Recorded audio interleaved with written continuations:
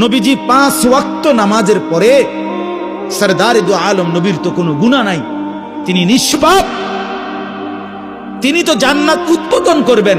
আনা আউয়ালু মান ইয়াকরাউ বাবাল জান্নাহ, নবী বলছে আমি সেই মুহাম্মদ যে প্রথম জান্নাতের দরজা আমি নাড়বো, জান্নাতের কড়া নাড়বো আমি মুহাম্মদ।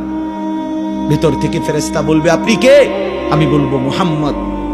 ফেরেশতা বলবে আনতাজিরু লাক, আমি তো আপনার অপেক্ষাই করছিলাম, আপনি আসবেন বলেই তো অপেক্ষায় ছিলাম, আপনি উদ্বোধন করে দিলেই তো বাকিরা ঢুকবে।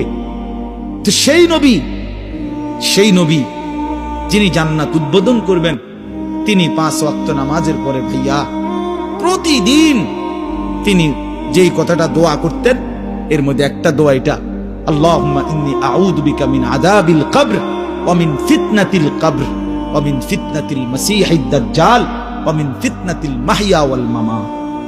আল্লাহ আমি কবরের আযাব থেকে পানাহ চাই। নবীজি নিজে বলতেন